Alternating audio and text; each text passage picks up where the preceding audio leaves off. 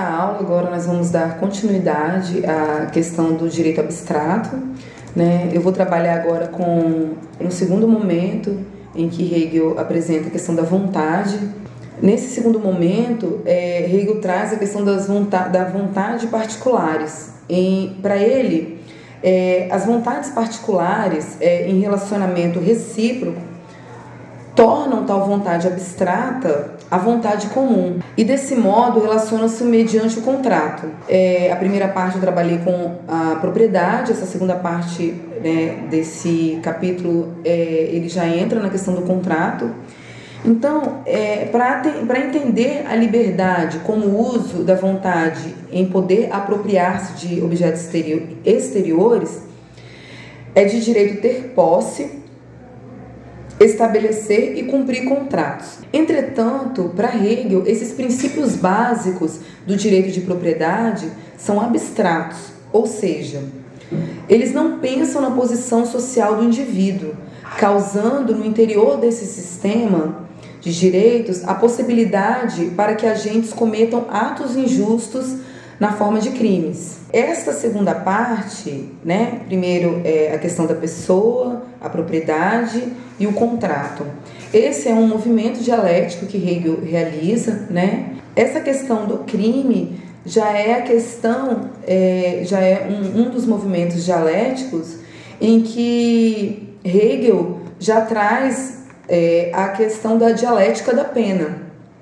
Bom, a dialética da pena em Hegel acontece nesse último movimento especulativo da vontade, que segundo Hegel é ainda uma vontade que ainda é só em si. Neste último momento, que é o injusto, ele é fundamental para o direito abstrato. Por quê? Porque ele, para o Hegel, é onde é concebido a partir da vontade arbitrária e a vontade particular no contrato. A primeira, que é a vontade arbitrária, é a oposição enquanto direito em si.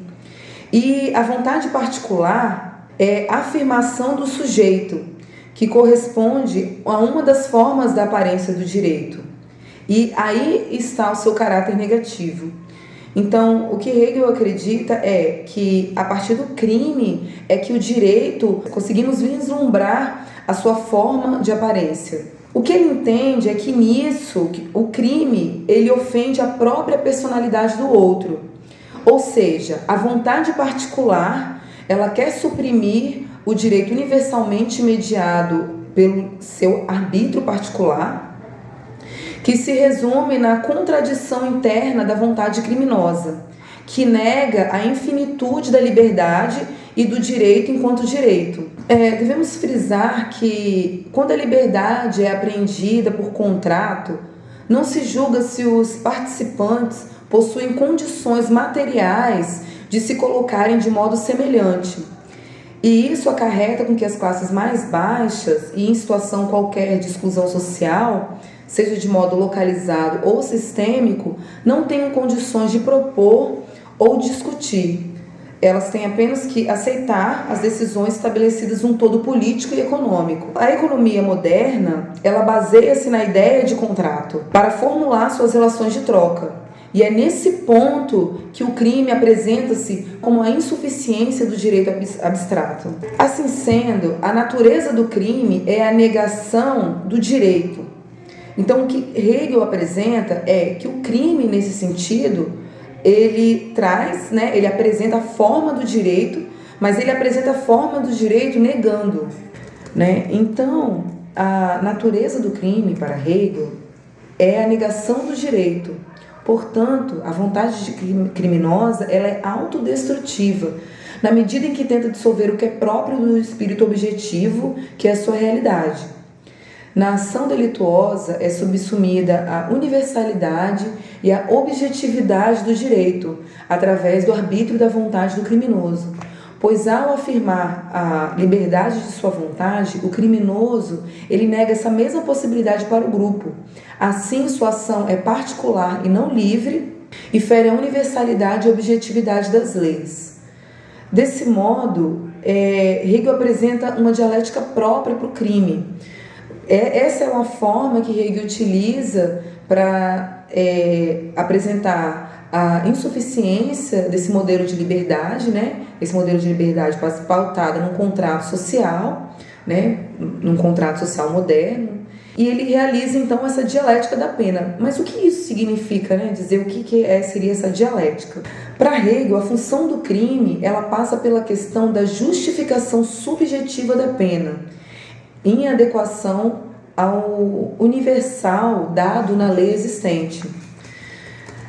Essa função da pena, que é essa outra parte que nós vamos trabalhar agora nessa aula, significa que existem estudos de teorias que justificam, conforme já foi supracitado, as penas em absolutas e retributivas, que desconstruíram o arcabouço teórico de formulação da sanção penal, como vingança, e reafirmaram a lei penal e a correção moral. Todavia, algumas dessas teorias penais, elas ainda servem como intimidação social, censura, e sua função de antemão já denunciam a seletividade e ferocidade existentes no Estado. Com a evolução das justificativas em funções da pena, impõe-se a necessidade de analisar as diversas explicações teóricas que a doutrina tem esclarecido. Justifica-se por isso um exame de diversas teorias, dentre elas as teorias absolutas ou retribucionistas, as teorias relativas de prevenção geral e prevenção especial, conforme na primeira aula eu já trouxe brevemente, né, o seu conceito.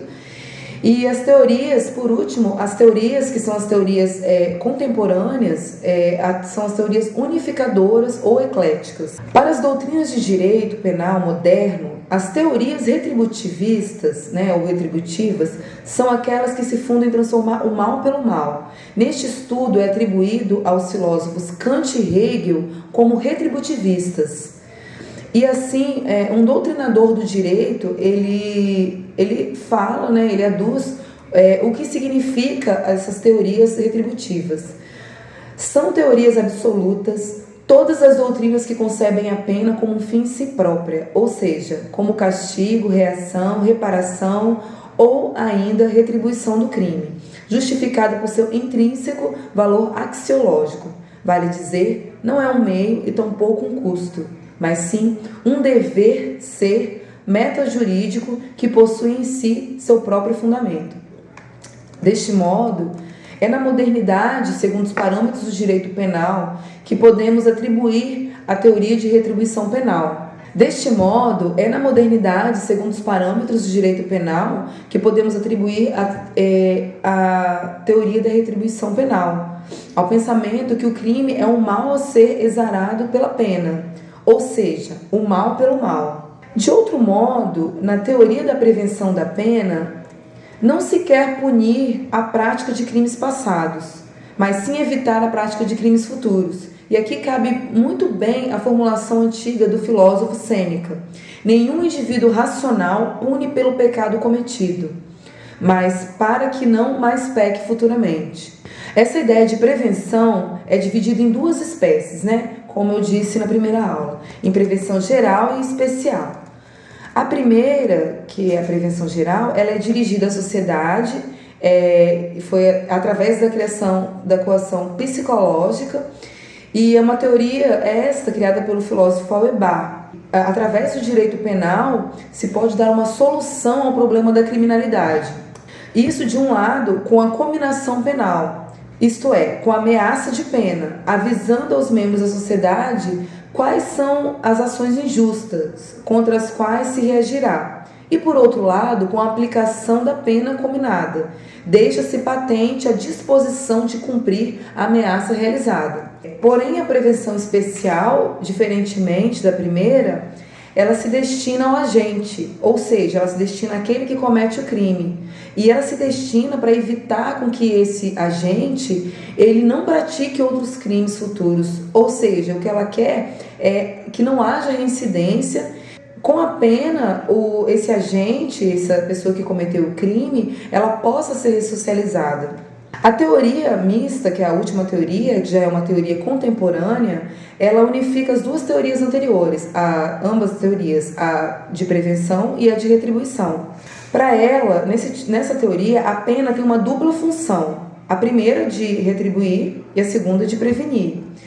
E o nosso ordenamento jurídico brasileiro, ele preceitua no artigo 59, né, no caput do artigo, ele traz ambas as teorias, fazendo uma junção e criando a teoria mista. E assim preceitua: o juiz, atendendo à culpabilidade, aos antecedentes, à conduta social, à personalidade do agente, aos motivos, às circunstâncias e às consequências do crime, bem como o comportamento da vítima, estabelecerá, conforme seja necessário e suficiente, para a reprovação e prevenção do crime. Bom, diante disso, o juiz vai moldar a pena do agente pelo artigo 59, conforme seja necessário. No Brasil, quer-se com a pena punir o agente, reprimir, castigar e, ao mesmo tempo, prevenir que a sociedade pratique delitos e que o agente recida futuramente. Então, é possível vislumbrar aqui a retribuição, né, bem como a prevenção, tanto geral como especial. Nesse sentido, é possível observar que o conceito de pena, em sentido amplo, transformou-se com o avanço da sociedade. E podemos observar também que essa evolução, a pensarmos nas penas desde a antiguidade, que eram penas de imposições cruéis, eclesiásticas, existentes na Idade Média, por exemplo, até chegarmos à contemporaneidade, onde o sujeito ele já é contemplado em sua individualidade. Nessa questão, nessa última, a concepção da dignidade já abarca a concepção da dignidade humana, né? Na contemporaneidade nós já temos a pena já sempre baseada nessa concepção da dignidade humana, que volta-se exclusivamente para o agente delinquente e prima cada vez mais pelas garantias dos direitos fundamentais do indivíduo. O que se pretende nas teorias da pena hoje, na contemporaneidade, é que tenha como princípio a tutela dos direitos fundamentais, a afirmação do respeito à dignidade da pessoa humana, a primazia do direito como instrumento de políticas sociais.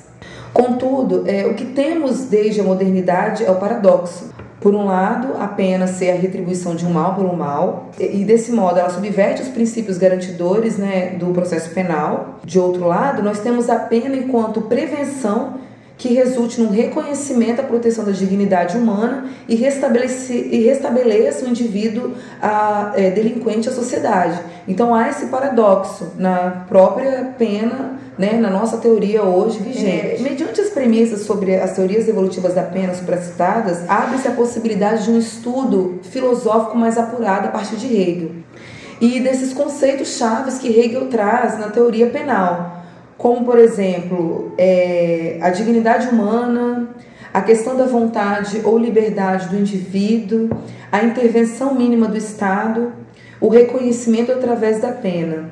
Assim, é possível expor brevemente alguns princípios fundamentais sobre os quais foram sedimentadas teorias desde a modernidade, algumas já superadas, mas outras conseguiram ser mais robustas e são aquelas que serviram de base em conceitos utilizados até os dias atuais. A partir do campo da filosofia, a repercussão das teses hegelianas no âmbito da dogmática jurídico-penal conduziu ao avanço das reflexões sobre a dignidade humana, a imputação objetiva, a intervenção mínima do Estado no direito penal, dentre outras teorias que foram revitalizadas segundo suas problemáticas e a evolução da sociedade. São teorias que o Hegel trabalhou desde a modernidade, são princípios hoje, né, a intervenção mínima do Estado hoje é um grande princípio constitucional, é um princípio penal hoje no nosso ordenamento jurídico brasileiro, e que Hegel serviu de base, né, foi base para que criassem as teorias existentes hoje na nossa atualidade. Bem, em primeiro lugar, a dignidade humana, é bem interessante trazer esse ponto, porque foi o ponto de partida ao qual Hegel realizou o seu movimento intelectual. Ele progrediu até a Revolução Francesa, através de um movimento que Hegel participou, um movimento romântico da época, né, moderna, da filosofia moderna alemã, que é um movimento chamado Sturm und Drang, que é tempestade e ímpeto. Tal movimento fez Hegel, em sua juventude, se embebedar dos projetos de alguns de seus precursores sobre a liberdade, tais como Fichte, Kant. E, a partir desse movimento, Hegel tenta buscar e revalorizar a dignidade humana. Ele tenta reconhecer a capacidade da liberdade e tenta tornar a humanidade digna em si mesma. Isso segundo os moldes hegelianos. O que ele pretende, seu projeto político-filosófico, já na sua maturidade, mas isso desde a sua juventude, é ressignificar a dignidade humana, a questão da liberdade, e isso acaba sendo base, apresentando como base para os primeiros princípios fundamentais do indivíduo, lançando ao mundo de direitos e a revalorização da vida. Em segundo, eu posso trazer brevemente, foi um conceito trazido, que é um conceito de imputação objetiva. Esse conceito foi reportado a Hegel, mais ou menos no século XIX, e Hegel estabeleceu, a partir desses escritos políticos dele, né, que eu trouxe aqui sobre a questão da dialética da pena, né, e do crime, ele estabeleceu critérios objetivos negativos de atribuição de um injusto a um possível autor. E, a partir disso, só poderia ser possível a atribuição de um resultado através de um evento realizado pelo próprio autor do fato.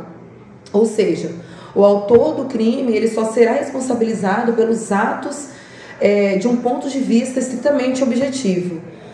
Mais tarde, no século XIX, isso é retomado e é chamado de imputação objetiva por um pensador, um jurista chamado Karl Lawrence.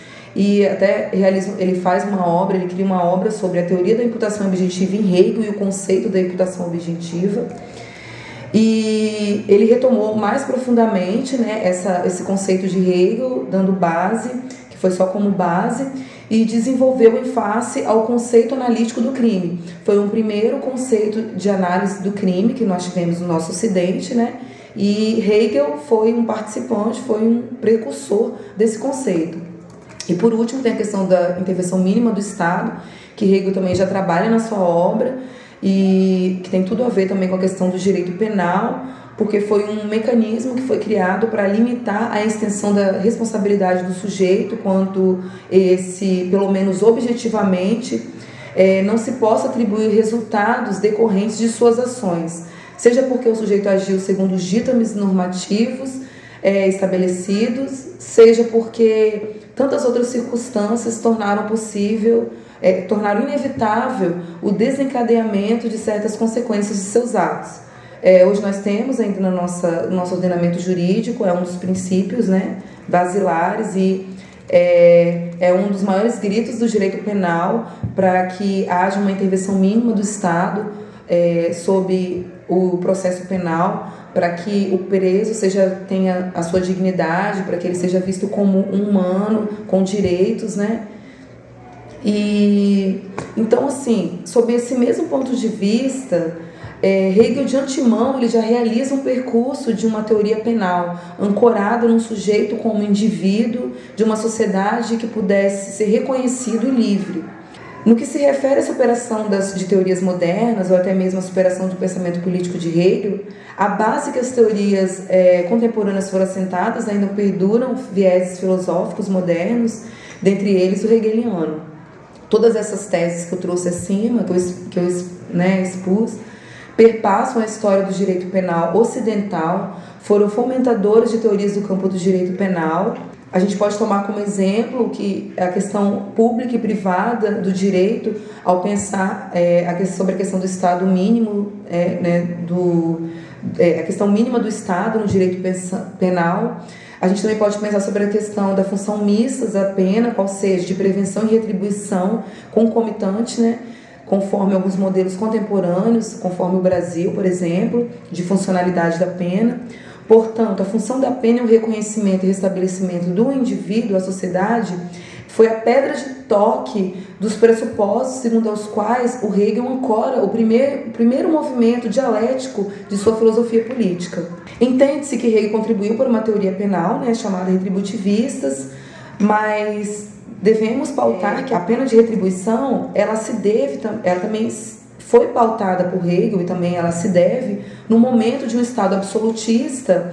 Era baseada a figura de um rei que reunia em si a figura do Estado, da legalidade e da justiça. O contrato social, nesse sentido, que era nessa época, ele advinha de um conjunto de normas em que cada um abria mão de uma absoluta liberdade para se agrupar em sociedade. Com essa concepção liberal de Estado, quem praticava um crime quebrava a regra do contrato social, trazendo a pena prevista para o infrator como um castigo. E essa ideia coadunava-se com a restauração da ordem jurídica, que visava tão somente restaurar o contrato que outrora fora quebrada.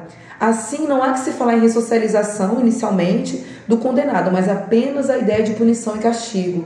Essa é a primeira parte de Hegel, que podemos reportar sim a ele, um modelo de pena pautada na retribuição. Entretanto, o que eu quero defender é que não é apenas esse modelo de pena, mas que ele prima pela pena de prevenção, principalmente a especial, que é a questão de restabelecer o indivíduo à sociedade. Então, nesse sentido, na próxima aula nós vamos trabalhar melhor a questão do cerne, que é a questão da prevenção da pena, para finalizar a nossa última aula.